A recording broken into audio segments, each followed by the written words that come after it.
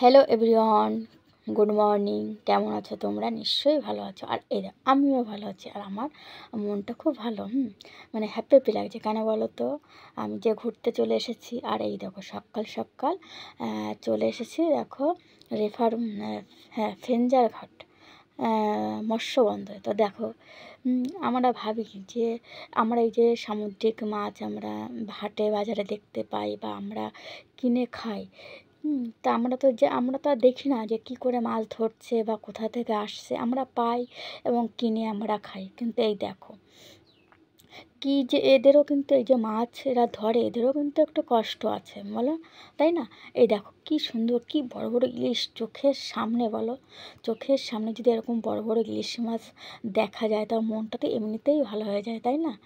আর আমি দেখো চোখের সামনে দেখছি কত বড় বড় ইলিশ মাছ, ভোলা মাছ, তারপরে আর মানে নোনা মাছ, যাবতীয় অনেক মাছ। আর এই দেখো এরা কী করে মাছ ধরে, দেখেছো? এদের এই ট্রলারদের মধ্যে জীবনযাপন করে। কত দূরে এরা সমুদ্রে সমুদ্রে, বিপদের ঝুঁকি নিয়ে এরা মাছ ধরতে যায়। তা এই দেখো, আর এইদিকে এই যে এই জলের মধ্যে গাছের উপরে দেখো কাঁকড়া উঠে, ওই দেখো দেখা যাচ্ছে, দেখতে পাচ্ছ তোমরা? কাঁকড়া উঠে বসে আছে। মানে সব কিছুই দেখা যায় এখানে। আমার তো মাছ দেখতে এত ভালো লাগছিলো, তা কী আর বলবো, সব ধরনের মাছ এইখানে।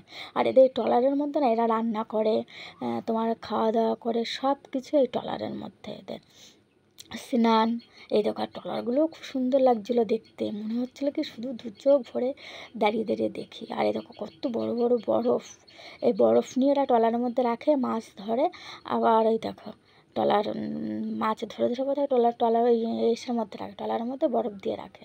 তারপরে আবার যখন বন্দরে আসে তখন আবার ওগুলোরে নামিয়ে রেখে নেয়, আবার ঢোকায়, এই করে। আর এই দেখো এইখানেও এইগুলো বোধহয় কী মাছ জানি না, খুব সম্ভবত নোনা মাছই হবে, কিন্তু মাছটার নাম জানি না যে এইগুলো আসলে কী মাছ। দেখো দেখাচ্ছিল, কি ভালো লাগছিলো, তা কি আর বলবো, খুব ভালো লাগছিলো দেখতে চারিপাশটা, এত সুন্দর। আর সব থেকে মানে নানান রকমের মাছ, সামুদ্রিক মাছ নানান রকমের দেখতে পাওয়া যাচ্ছিলো, তাই তো মানে আরও ভালো লাগছিলো দেখতে। তো আমরা এই সকাল সকালে এখানে চলে এসেছি, যেহেতু সকালবেলায় এই মাছগুলো নামাবে উঠাবে, এগুলো দেখতে পাওয়া যাবে, ওই জন্য আমরা সকাল সকালই চলে এসেছি দেখতে। আর এদিকে দেখো এই যে জালে সে ছোট ছোট খয়রা ইলিশ মাছ, সেগুলো জাল পুরো বোঝাই করা। দেখো তোমরা দেখতে পাচ্ছ তো, জালটা মানে এমন কোথাও বাঁধ নেই মাছ বাঁধতে জালে। তাই দাঁড়িয়ে দাঁড়িয়ে দেখছিলাম। আর মানে কি বলবো, মানে বলার ভাষা নেই, এত সুন্দর লাগছিলো দেখতে। তো দেখো আমরা এই চারিপাশটা দেখছি। আর আরও অনেক অনেক ট্রলার, যে একটা ট্রলার তা না, আরও দেখো আমাদের ট্রলার কমপ্লিট হয়ে গেছে, দেখা হয়ে গেল, জালটা ঠিক করছে। তো এখন আমরা এখান থেকে যাচ্ছি মন্দির দিকে যাবো। আমাদের আরও 2-3 জায়গায় ঘোরার প্ল্যান আছে, তো আমরা সেখানে যাবো। তো তোমাদের সঙ্গে আবার সেখানে গিয়ে দেখা হবে। এখন এখান থেকে যাচ্ছি, পরে তোমাদের সঙ্গে দেখা হবে কার্গিল সি বিচে। তো দেখো তারপরে আমরা চলে এসেছি এই কার্গিল সি বিচে। তো দেখো ওইখান থেকে তোমার বকখালির ওই যে মানে এটাও বকখালি, তো ওখান থেকে কিন্তু এইখানে আবার দেখো সমুদ্রের ঢেউটা কিন্তু বেশি। আর ওইখানে কীরকম মানে সাদা কালারের ঢেউ ছিল, আর এইখানে দেখো ঢেউয়ের কালারটা ঠিক কীরকম না, আর বেশি ঢেউ ওখানকার থেকে এখানে বেশি। আর ওইখানে তো পুরো বালি, আর এইখানে দেখো এখানে একটু অন্য রকম। আর অনেকেই বলছিল মানে টোটোওয়ালা দাদারা যে এখানে বেলা মানে ডোবার সময় নাকি আসলে ভালো হয়, মানে অনেক রকমের নাকি কালার হয়, মানে সূর্যের আলোটা পড়ে সমুদ্রের ঢেউয়ের উপর, আর নাকি তখন মানে সুন্দর লাগে নাকি দেখতে। তা আমরাও তাই দেখছি, না সত্যি সত্যি সুন্দর আর কি লাগছে। আর চারিদিকে ভিউটাও বেশ দারুণ লাগছিলো দেখতে। আমরা আর কি যে জন্য আসা আমাদের সমুদ্রের দৃশ্য উপভোগ করা, তাই আমরাও তাই করছি। খুব আর কি ভালো লাগছিলো দেখতে। আর কি ঢেউ আসছিলো জোরে জোরে, ভীষণ জোরে জোরে ঢেউ আসছে। এইখানের এই জায়গাটুকু মনে হয় দীঘার মতন। দীঘা অবশ্য যাইনি, কিন্তু যেটুকু শুনেছি মানে এইটুকু দেখলেই মনে হয় যে দীঘা। কিন্তু ওই পাশটায় কিন্তু এইরকম নেই। কিন্তু এই পাশটা এই দিকটাও কিন্তু ঘর বাড়ি আছে, কিন্তু মানুষজন বসবাস করে। তাও উপরে কী বলতো, মাটির ঘর, মাটির দেওয়ালে যে ঘরগুলো আগে হতো না, ঠিক ওই রকম মাটির দেওয়ালের ঘরগুলো উপরের দিকে আছে। কিন্তু যখন শুনি ঝড় বৃষ্টি, মানে প্রচণ্ড ঝড় টড়ে, তখন ওদের কোনো রকম কোনো ক্ষয়ক্ষতি হয় না, বা না কী জানি ওরা কী করে থাকে সেটাই হলো কথা। কিন্তু বেশি ঘর বাড়ি না, 2-4টে আছে ওই মানে সমুদ্রের উপকূলে, কিন্তু আরও ঘর বাড়ি সব ওইদিকে আছে প্রচুর। কিন্তু এরা কী করে থাকে সেটাই হলো কথা। তারপরে এখন আমরা এখান থেকে যাব হলো ফ্রেঞ্জার সাহেবের বাড়ি থেকে চলে এসেছি। এটা হলো নাকি ফ্রেঞ্জারগঞ্জ, মানে এই এলাকাটার নাম ফ্রেঞ্জারগঞ্জ। তো এই ফ্রেঞ্জারগঞ্জ নাকি একটা সাহেবের নাম ফ্রেঞ্জার। তো ওনার এটা নাকি ওনার বাড়ি ছিল, ওই যে এই সমুদ্রের কাছে বাড়ি ছিল নাকি ওনার। কি মানে আমি পুরো ঘটনাটা জানি না, যেটুকু শুনেছি ওই জন্য নাকি এই জায়গাটার নাম ফ্রেঞ্জারগঞ্জ।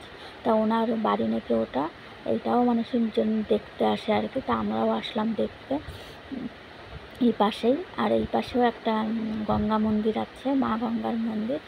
তো মন্দিরের উনি হলো এই মা গঙ্গার মন্দিরের পাশেই হলো ওনার বাড়িটা, বা এখন তো নেই বোধ হয়, থাকে ওরকম বাড়িতে কেই বা থাকবে। আর এই দেখো মা গঙ্গার মন্দিরে আমরা চলে এসেছি, পাশেই মন্দির আর বাড়ি বেশি ডিস্টেন্সে না।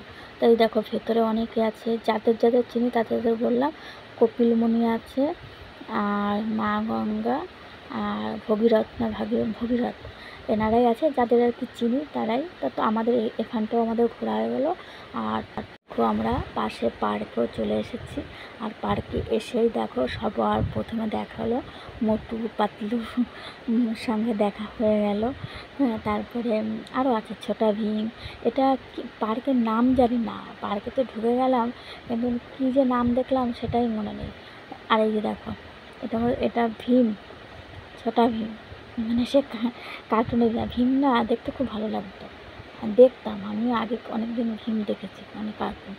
তো এটা কী বলতো, পার্কটা বেশি একটা ভালো না, কিন্তু বাচ্চাদের ওই কয়েকটা আছে, দোলনা টোলনা আছে এই। কিন্তু বাইরে এমন সব ভাবে লেখা সাইনবোর্ড টানানো, আমরা বললাম কী নাকি। আর আমাদেরও নিয়ে আসলো টোটোওয়ালারা, বলে কি চলেন ওখানে একটা আছে, স্পট আছে। তো আমরাও চলে আসলাম, আমরাও ঢুকে পড়েছি। এক একজনের পার হেড 20 টাকা করে নিল, কিন্তু সে পার্কের ভিতরে ঢুকেই মানে সেরকম কিছুই না, শুধু ঝাউবন আর কটা ওই যে মোটু পাতলু ওরকম দাঁড় করানো, আর 2-3টে তোমার দোলনা আছে, এইসবই আছে। কিন্তু সেরকম বেশি কিছু না, মানে বেকার আমাদের ঢোকা হয়ে গেল। কিন্তু যাই হোক, আর তো কোনো দিনও কবে আসতে পারবো কি জানি না। আসলাম, ঘোরাও হয়ে গেল, আর দেখাও হয়ে গেল।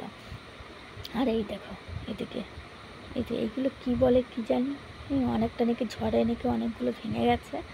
আর এরকম মাঝে মাঝেই আছে। আর আমার বোনের কাণ্ড কারখানা দেখো, আমি এখান থেকে আমরা ঘুরে বেড়াচ্ছি, আর আমার বোন এরকম ছবি তোলায় ব্যস্ত। ও যে এত টোটোওয়ালা দাদাকে দিয়েও ছবি তুলে নিচ্ছে, মানে ওনারও রেহাই নেই। তো যাই হোক, যে যেটাই আনন্দ করতে পারে, যে যেটা নিয়ে হ্যাপি থাকতে পারে না, সেটাই ভালো।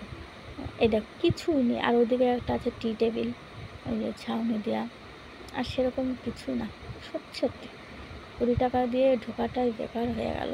এর থেকে 20 টাকা দিয়ে খাবার খেলে কাজে দিত। তো যাই হোক, তো এখন আমরা এই একটু হেঁটে দেখছি, আর কি করা যাবে।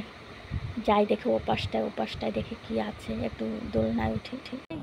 ঝাউ বোনারটা এসে একটু ভিডিও কর।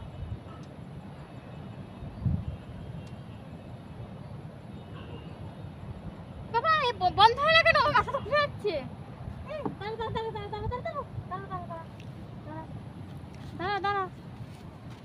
দাঁড়া বাবা, মাথা ঘুরে যাবে।